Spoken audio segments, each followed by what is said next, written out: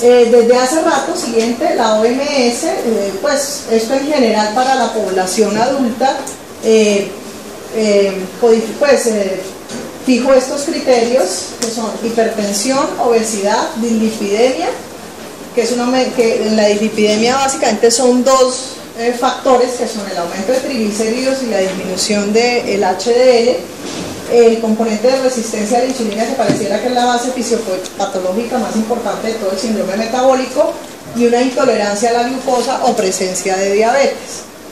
Siguiente, y en niños, población pediátrica, puntualmente tenemos estos dos grupos. Un grupo son los criterios del panel de expertos del Programa de Educación Nacional de Colesterol de Estados Unidos, y realmente solo fijó criterios en pospúberes, o sea, niños a partir de los 10-11 años, solo en púberes. En prepúberes realmente, según este consenso de estos expertos, no hay criterios para síndrome metabólico que estén establecidos hasta la fecha.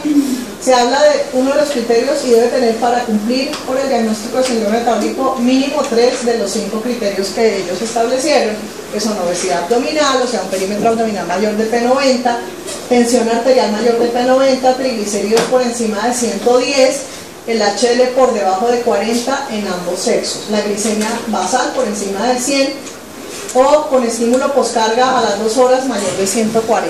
Entonces esos son los criterios, son uno de los dos grupos. Uno es este, realmente el que más de pronto usamos, que es el siguiente, es el que más ustedes van a ver en los textos en general, que es son los criterios de la Federación Internacional de Diabetes para grupos de riesgo y síndrome metabólicos definidos para niños y adolescentes. Pero como vemos, la franja de niños, igual, prepúberes de 6 a 10 años, el único criterio que está por ahora establecido es la presencia de obesidad abdominal, porque sabemos que tiene una asociación clara con riesgo cardiovascular y en insulina resistencia, pero solamente está ese criterio. Ya a partir de los 10 ellos dividen en dos grupos, de 10 a 16 y de 16 o más años. De los 10 a los 16, también la obesidad abdominal mayor de P90 para perímetro de cintura, triglicéridos por encima de 150, HDL por debajo de 40 en ambos sexos, en este grupo de 10 a 16, tensión arterial mayor de 130-85 y glicemia mayor de 100 o un diagnóstico conocido ya previamente de diabetes mellitus tipo 2. Para el grupo ya de los adolescentes de 16 y más, entonces perímetro de cintura, aquí ya le ponen los mismos valores que están estandarizados para los adultos, mayor de 94 en hombres, o sea, ya no por percentiles, y mayor de 80 en mujeres. Triglicéridos por encima de 150 o que ya tenga el diagnóstico previo y esté en algún tratamiento para aumento de triglicéridos. Y ya aquí vemos que el HDL sí lo diferencian en hombres y mujeres, por debajo de 40 en hombres y por debajo de 50 en mujeres. Tensión arterial igual que en el grupo anterior, 130-85, o que ya tenga un tratamiento para una hipertensión arterial ya definida previamente o diagnosticada previamente. La glicemia en ayuno lo mismo, por encima de 100 o diagnóstico conocido previamente de diabetes mellitus tipo 2. Entonces, para que sepan, estos son, pues, digamos, como los más utilizados, y ya vemos que solamente, pues, prácticamente en adolescentes podemos tener y hablar de síndrome metabólico. En los más chiquitos, que tengan una obesidad abdominal grande, podemos decirlo, ya está en riesgo y hay que hacerle un seguimiento más adelante, cuando ya entre en la época puberal, para ver si se van presentando algunos de los otros componentes del síndrome metabólico. Bueno, siguiente.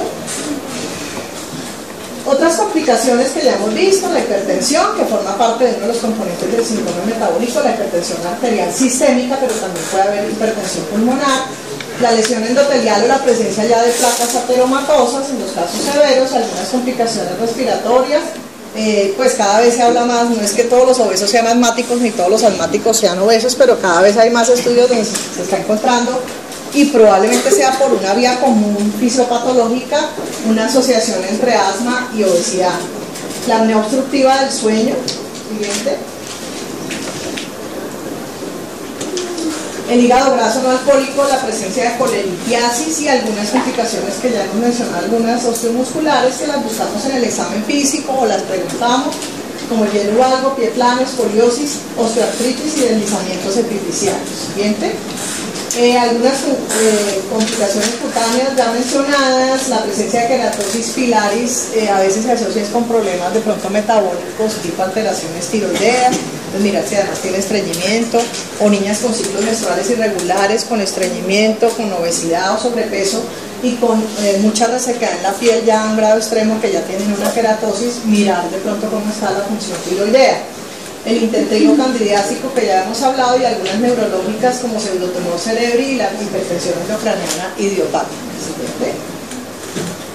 Y nunca, pues siempre la historia psicosocial importante porque es que una vez se le olvida, ¿no? Uno se preocupa es como por la antropometría, la obesidad, la parte alimentaria, ejercicio, pero no cómo está, y por eso como parte integral del manejo, que de pronto, pues más adelante pronto, es importante siempre o uno saber cómo asesorar eso o tener dentro del equipo siempre la presencia de alguien de salud mental, o sea, estos niños como parte del manejo o del diagnóstico para ver si de pronto uno no detectó esto en la consulta de alguna comorbilidad, tener una valoración psicológica no estaría de más. Tienen baja autoestima muchas veces, aislamiento social, depresión y ansiedad, inclusive con algunos riesgos de conductas suicidas en los más grandecitos y riesgo de trastornos de conducta alimentaria. Siguiente. Y ya para entrar en materia un poco de lo que es el tratamiento, entonces pues hay algunos pilares importantes. Lo más importante, y sobre todo en la población pediátrica, modificación en el estilo de vida. O sea, todo lo que tiene que ver con dieta, actividad física, algunas modificaciones comportamentales o de terapia, algunas terapias cognitivas conductuales que se hacen como parte del tratamiento. Y siempre involucrar la participación de la familia, súper importante, porque nada sacamos con que el niño tenga que seguir algunos, y pues involucrarlos desde chiquitos en todo lo que son pautas de crianza, que también tienen que ver, como vamos a ver ahorita de pronto, con algo de prevención, pero pues los patrones alimentarios, porque si los padres comen mal, tienen buenos hábitos, premian llevando a McDonald's, pues ¿qué vamos a esperar? Y cómo vamos a tener el régimen al niño si el resto de la familia pues no colabora dentro del proceso, por eso debe ser un manejo siempre con toda la familia. La farmacoterapia y la cirugía bariátrica son otras alternativas, pero ya en población más de adolescentes. Vamos a ver porque pues hay algunas indicaciones y hay unas edades a partir de las cuales están aprobados algunos de estos tratamientos y por algunas indicaciones muy puntuales, unas conocimientos. La meta puede ser, si crece y mantiene el mismo peso, pues obviamente se nos va a disminuir automáticamente el índice de masa corporal. Siguiente.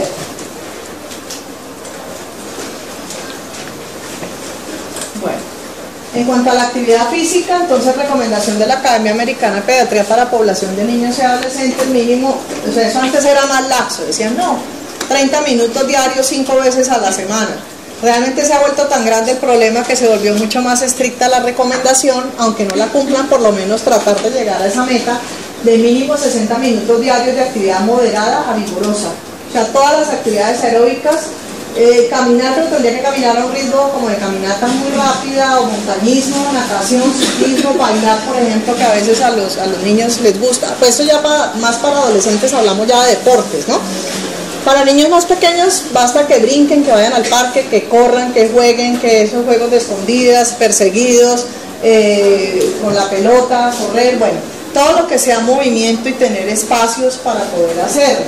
Y obviamente limitarles, que esto es lo que hoy en día cuesta más trabajo, porque como no hay el tiempo, no hay las condiciones de seguridad, muchos barrios, los entornos no son seguros, la salida al parque pues no pueden salir solos, no hay a veces los espacios, viven en apartamentos, en habitaciones muy reducidas, entonces no tienen de pronto o no tienen tiempo los papás, porque como no pueden salir solos, pues de sacarlos, de hacerles ese acompañamiento, no tienen los hábitos tampoco los padres de ser activos.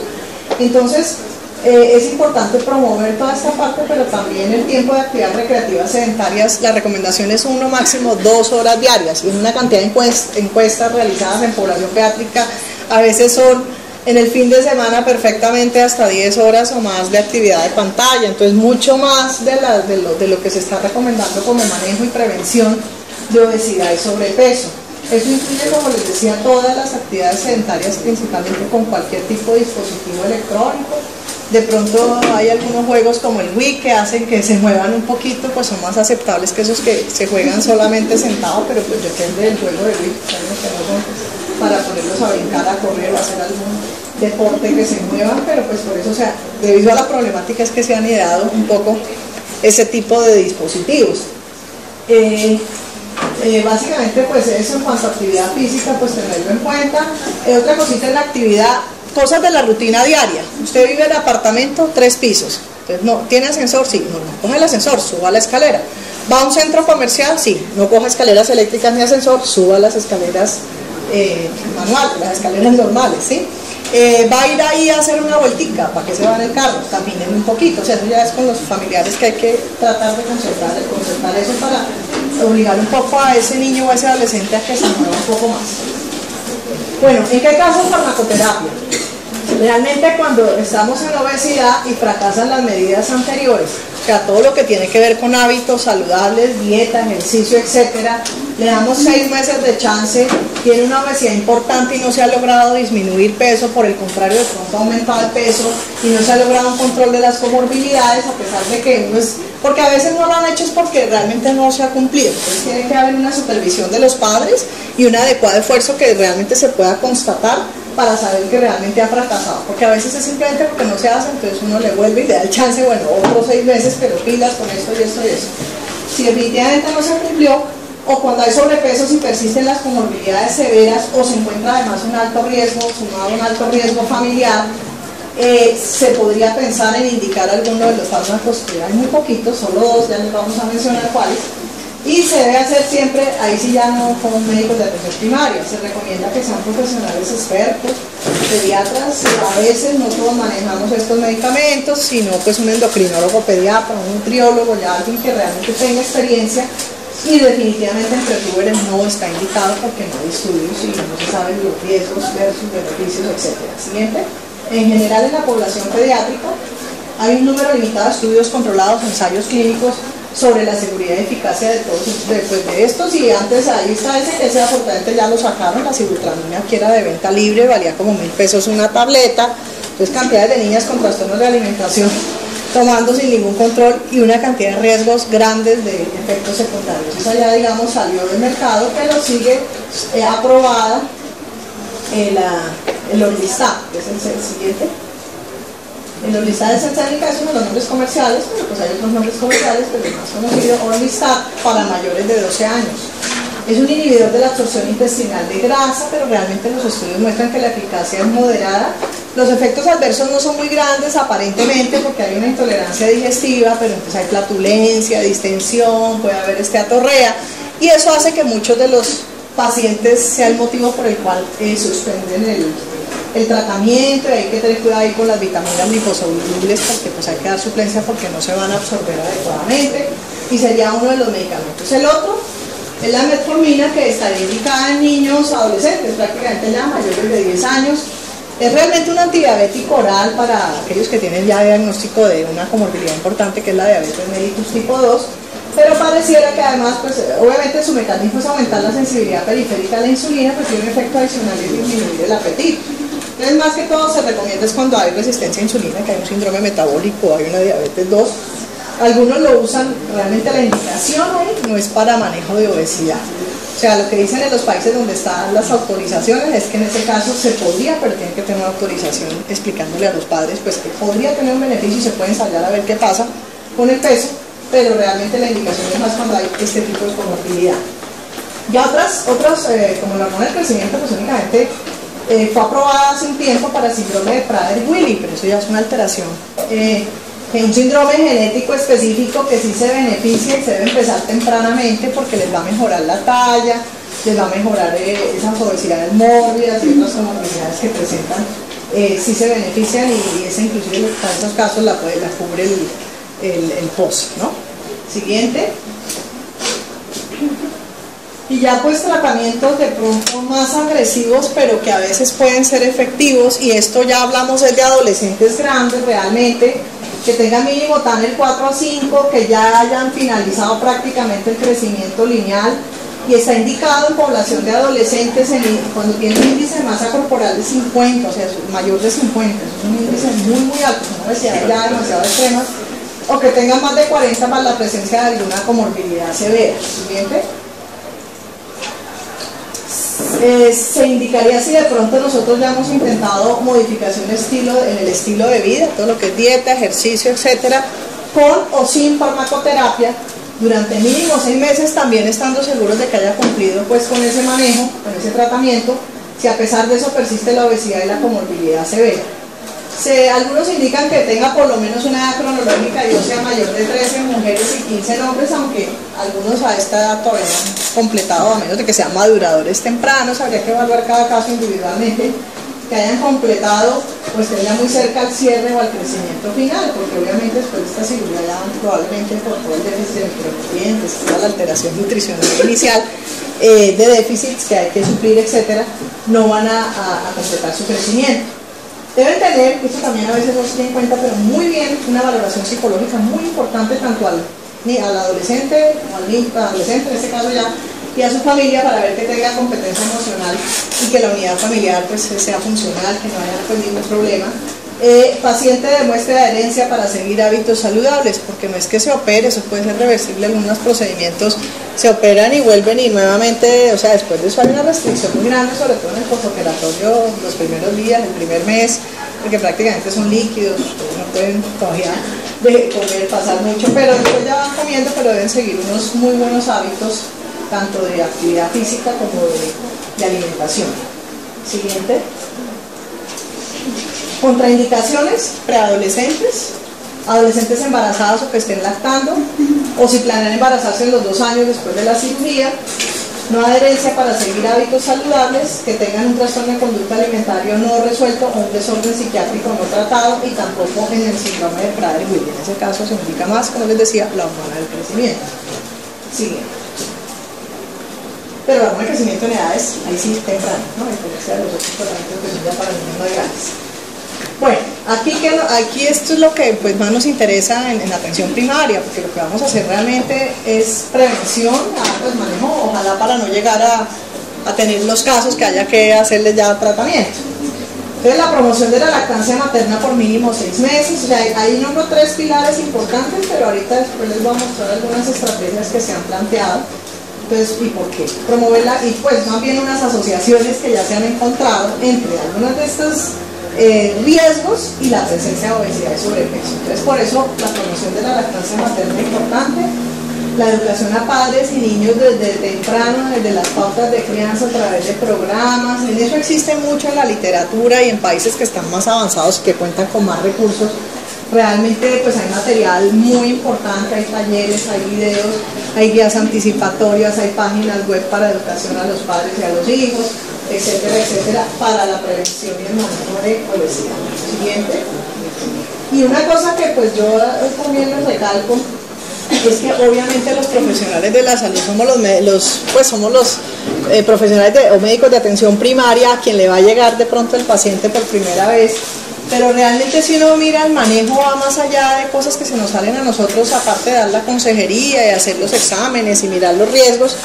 Para la prevención y para el manejo, como modificar políticas en la comunidad, o sea, esto debe involucrar gobierno. Por eso ya empezó en Colombia una ley de obesidad que ojalá, como muchas de las leyes y estrategias, no se quede solo en papeles. Entes educativos, uno les pregunta actividad física, pues no realiza, pero por lo menos que en los colegios los obliguen, y solo son 1 o 2 horas de educación física a la semana.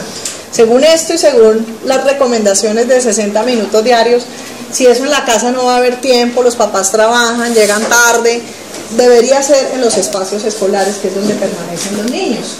La parte de mercadeo, recreación, todos los espacios, canchas, etcétera, incluye todo lo que es ministerio por deportes. Bueno, ya en Bogotá hay algunos sitios, pero la gente a veces no sabe, no conoce, no saca el tiempo para aprovecharlos o les queda lejos. Deberían ser casi que en todos los barrios tener ese tipo de canchas y de parques para poder jugar, y asegurar pues toda la vigilancia y seguridad también, y los medios de comunicación. O sea, involucra mucho más allá del sector salud para poder realmente hacer un manejo interdisciplinario en la parte de prevención.